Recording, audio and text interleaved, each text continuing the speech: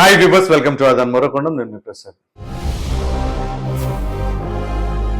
ఏపీలో దొంగ ఓట్లపై election commission serious తనిఖీ. ఇక ఆంధ్రప్రదేశ్లో ఎన్నికల సమయం దగ్గర పడుతున్న తరుణంలో మరి ఆయా రాజకీయ పార్టీలు ఎవరి వ్యూహాలు వారికి ఉంటాయి. అయితే ఆ వ్యూహాలు ఎలా ఉండాలి అంటే ప్రజల్ని ధైర్యంగా ఎదుర్కొని ఓట్లు అడిగి గెలుపొందేలాగా ఉండాలి. కానీ ప్రజాస్వామ్యాన్ని తుంగలో తొక్కేలాగా, దొంగదారులు ఏ విధంగా ఉన్నాయో అవన్నీ ఉపయోగించేలాగా, దొంగ ఓట్లను నమ్ముకొని అధికారంలోకి రావాలని అధికార వైఎస్ఆర్ పార్టీ ప్రయత్నిస్తుంది అని చెప్పేసి ప్రతిపక్ష పార్టీలు ఆరోపణలు చేస్తున్న పాటుగా కొన్ని కంప్లైంట్స్ కూడా వాళ్ళు ఎలక్షన్ కమిషన్ దృష్టికి తీసుకువెళ్ళడం జరిగింది. ముఖ్యంగా ప్రధాన ప్రతిపక్ష పార్టీ అయినటువంటి తెలుగుదేశం, అదేవిధంగా మరో ప్రతిపక్ష పార్టీ అయినటువంటి జనసేన, అలాగే కేంద్రంలో అధికారంలో ఉన్నటువంటి బీజేపీ, ప్రస్తుత ఆంధ్రప్రదేశ్ బీజేపీ రాష్ట్ర అధ్యక్షుడైనటువంటి పురంధేశ్వరి గారు కూడా ఈ విధంగా దొంగ ఓట్లు ఉన్నాయి అని చెప్పేసి పట్టుబట్టి ఎలక్షన్ కమిషన్ దగ్గర కూడా కంప్లైంట్ ఇవ్వడం జరిగింది. దాంతోపాటుగా తెలుగుదేశం పార్టీ ఇచ్చింది, జనసేన పార్టీ ఇచ్చింది. వీరందరూ కూడా పోరాటాలు చేస్తున్నారు. స్వయంగా మాజీ ముఖ్యమంత్రి చంద్రబాబు నాయుడు గారు కూడా మొన్న ఈ మధ్య వ్యాఖ్యలు చేశారు విజయోత్సవ సభలో. ఏమన్నారు ఆయన? ప్రతి ఒక్కరు మీ దగ్గర స్మార్ట్ ఫోన్ ఉంది కదా, మీ ఓటును మీరే చెక్ చేసుకోండి, లేదంటే మీ ఓట్లు తొలగించబడతాయి. ముఖ్యంగా ప్రతిపక్ష పార్టీల ఓట్లు తొలగిస్తున్నారు అని చెప్పేసి అన్నారు. సో సుమారుగా 25 లక్షల నుంచి 30 లక్షల ఓట్లు మాత్రం గల్లంతైపోతున్నాయి. సో ఈ విధమైన కుట్రపూరిత చర్యలు జరుగుతున్నాయని చెప్పేసి వీళ్ళు ఎలక్షన్ కమిషన్ కంప్లైంట్ ఇవ్వడం. దీనికి ఎలక్షన్ కమిషన్ కొంతమంది ఒక బృందాన్ని కూడా నిన్న విజయవాడ రావడం జరిగింది. వారు సుమారుగా 7 మంది సీనియర్ డిప్యూటీ ఎలక్షన్ కమిషనర్లు వచ్చారు. అలాగే డిప్యూటీ ఎలక్షన్ కమిషనర్లు కూడా రావడం జరిగింది. సో వారు వచ్చిన తర్వాత అసలు ఏం జరిగింది, ఏమైంది, ఏంటి? మరి సీనియర్ డిప్యూటీ ఎలక్షన్ కమిషనర్లే వచ్చారు అంటే దీన్ని బట్టి ఏమని అర్థం చేసుకోవాలి? సో అసలు ఇక్కడ ఉన్న కలెక్టర్స్ని, ఎస్పీస్ని వారందరినీ కూడా గ్యాదర్ కమ్మని అసలు ఏ విధంగా ఓట్లు గల్లంతవుతున్నాయి, ఏ ప్రాతిపదికన చెక్ చేస్తున్నారు, ఏ విధానంలో తీసేస్తున్నారు. చాలా మందికి బ్రతికి ఉన్నా కానీ వాళ్ళు ఓట్లు తొలగించారట. దాంతోపాటుగా ఒకే డోర్ నెంబర్ పైన 100ల కొద్దీ ఓట్లు, ఒకే డోర్ నెంబర్ పైన 250 ఓట్లు ఏ విధంగా ఉంటాయి? సో అసలు అక్కడ అధికారులు ఏం చేస్తున్నారు? సో ఇప్పుడు ఈ ఎస్పీ గారు, అదేవిధంగా ఈ కలెక్టర్, వీళ్ళ దృష్టిలో అసలు మీరు ఏ విధంగా చేశారు ఏంటి అని చెప్పేసి అంటే చాలా జిల్లాల్లో ఆయా అధికారులు కొంత అలసత్వాన్ని, వాళ్ళు చేసే వర్క్లో ఆ బేలతనాన్ని కనబడటం జరిగింది. సో అంటే అధికార పార్టీకి తలొగ్గుతూ ఈ విధంగా చేశారు అని బలంగా నమ్మే అవకాశం ఉంది కదా. సో దీనిపైనే సో ఇప్పుడు ఏ టీం అయితే వచ్చిందో సెంట్రల్ ఎలక్షన్ కమిషన్ వారు పంపించిన ప్రకారం ఆ బృందం అంతా కూడా చాలా సీరియస్ గా కసరత్తు చేస్తుంది. ఈ నేపథ్యంలోనే నిన్న అంటే శనివారంకే సుమారుగా 18 జిల్లాల అధికారులందరితో కూడా సమీక్షా సమావేశాలు జరపడం, ఆ లోటుపాట్లన్నీ అసలు ఏ విధంగా అవకతవకలకు పాల్పడ్డారు, అసలు ఆ విధంగా ఒకే డోర్ నెంబర్ పైన అన్ని ఓట్లు ఇలా ఉంటాయి, బ్రతికున్న వాళ్ళ ఓట్లను ఏ విధంగా తొలగిస్తారు, చనిపోయిన వాళ్ళ ఓట్లనేమో అలాగే ఎలా ఉంచుతారు. సో ఇట్లా అనేక రకాలైన ప్రశ్నలు. దానిపైన అసలు మీరు ఏ ప్రాసెస్ లో, ఏ బేసిస్ లో ఆ ఓటర్ లిస్టును తయారు చేస్తున్నారు? ఎందుకంటే ఇక్కడ ఈ ఓటర్ల తుది జాబితా అనేది జనవరి 5వ తేదీన రిలీజ్ చేయబోతున్నారు.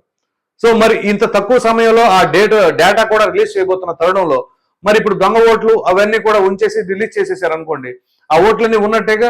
అప్పుడు లేని ఓట్లు కనుక ఉంచితే అప్పుడు ఏమవుతుంది? ఎవరైతే మరలా అధికారంలోకి రావాలి అనే ప్రయత్నంలో భాగంగా మరి ఆ దొంగ ఓట్లను ఆ విధంగా యాడ్ చేశారో, ఉన్న ఓట్లు కొంతమంది తీసేశారో, అవి ఇక అలాగే ఉండిపోతాయి. అలా ఉంటే ఇక ప్రజాస్వామ్యం ఏముంటుంది? ఉదాహరణకి ఇప్పుడు అధికారంలో ఉన్న పార్టీ నిజంగా బాగానే పరిపాలించింది అనుకోండి, ప్రజలందరూ కూడా స్వచ్ఛందంగా వాళ్లే ఓట్లేస్తారు. డబ్బులు పంచడం అవసరం లేదు, ఏ ప్రలోభాలకు గురి చేయ అవసరం లేదు, అదేవిధంగా దొంగ ఓట్లు చేర్చుకో అవసరం లేదు.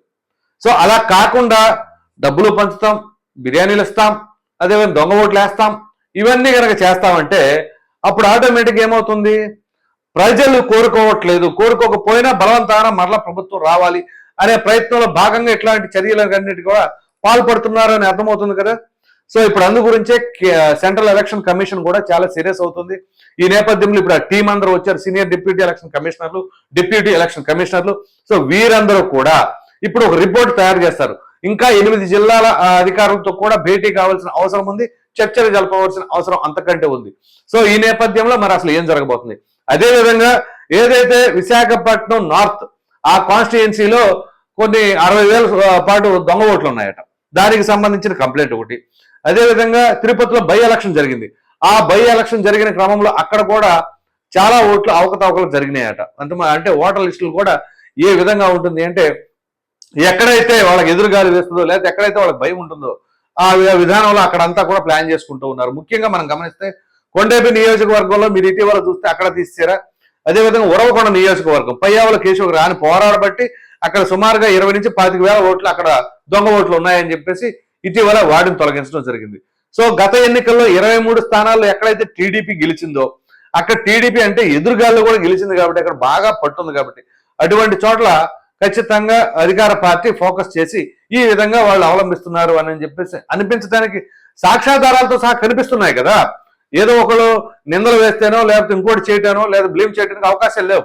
ఇదే విశాఖపట్నంలో ఈస్ట్ వెస్ట్ నార్త్ సౌత్ 4 స్థానాలకు గాను తెలుగుదేశం పార్టీ గెలిచింది గత ఎన్నికల్లో. సో ఈ నేపథ్యంలో ఇక్కడ ఉన్న పరిస్థితులు ఏంటి అంటే ఎక్కడెక్కడైతే తెలుగుదేశం పార్టీ చాలా బలంగా క్యాడర్ ఉన్నదో అటువంటి చోట ఈ విధంగా ఫేక్ ఓటర్స్ ను సృష్టించి మరి ఆ విధంగా చేయాలి అనే భావనలో ఉన్నట్లుగా ఇక్కడ వాళ్ళు చెబుతున్న దాన్ని బట్టి అర్థం చేసుకోవలసి ఉంది.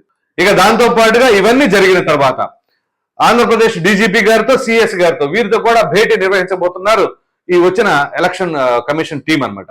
సో ఈ ఇన్ఫర్మేషన్ అంతా తీసుకొని వీళ్ళు హుటాహుటిన మరలా ఢిల్లీ వెళ్ళి అక్కడ సెంట్రల్ ఎలక్షన్ కమిషన్ తో చర్చలు జరిపి అసలు ఆంధ్రప్రదేశ్ లో ఏ విధంగా ఉంది, ఏంటి జరగబోతుంది, అసలు అక్కడ ఏం జరిగింది, ఆ లోటుపాట్లు ఏంటి, అవకతవకలు ఏంటి, అవన్నీ కూడా సమగ్రంగా వారికి వివరించబోతున్నారు. సో మొత్తం మీద ఇది ఏం జరగబోతుంది అంటే అధికార వైసీపీ వాళ్ళు కావాలని ఈ విధంగా చేస్తున్నారు అని చెప్పేసి అన్నారు. సో ఇది ఒక అంశం. అయితే ఇటీవల వైసీపీ వాళ్ళు కూడా ఒక కంప్లైంట్ ఇచ్చారు. వాళ్ళు ఏమని ఇచ్చారు అంటే తెలంగాణలో జరిగినాయి కదా ఎన్నికలు ఇటీవలే, ఈ ఎన్నికల్లో అక్కడ ఓటర్లు వేసిన చాలా మంది ఆంధ్రప్రదేశ్ ఓటర్లు అంటే అక్కడ సెటిల్ అయి ఉన్నవాళ్ళు వాళ్ళందరూ కూడా తిరిగి తన ఓటు హక్కుని మరలా ఆంధ్రప్రదేశ్కి వచ్చి ఉపయోగించుకోబోతున్నారు.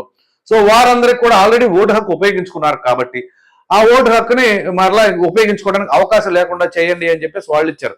సో ఓకే, దాన్ని కూడా పరిశీలిస్తారు ఏ విధంగా ఉంటుంది, అసలు ఉపయోగించాలా ఉపయోగించకూడదా, లేదు ఏ రాష్ట్రం ఆ రాష్ట్రంలోనే అంటారా, ఏ విధంగా ఉంటుంది అది వేరే అంశం. కానీ అసలు చనిపోయిన వాళ్ళది ఓటు ఉంచడం ఏంటి, లేదా ఉన్న వాళ్ళది చనిపోయారని ఓటు తీసేయటం ఏంటి, ఒకే నెంబర్ పైన వందల ఓట్లు ఉండటం ఏంటి, అసలు 0 డోర్ నెంబర్ పైన కూడా 150 ఓట్లు ఉన్నాయట.